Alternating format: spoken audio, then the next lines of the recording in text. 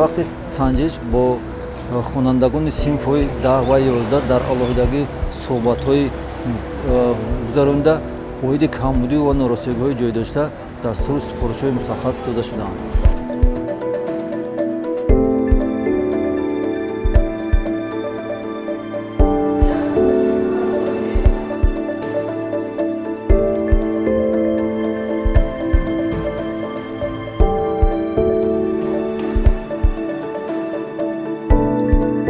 Это нам дает хорошую пользу.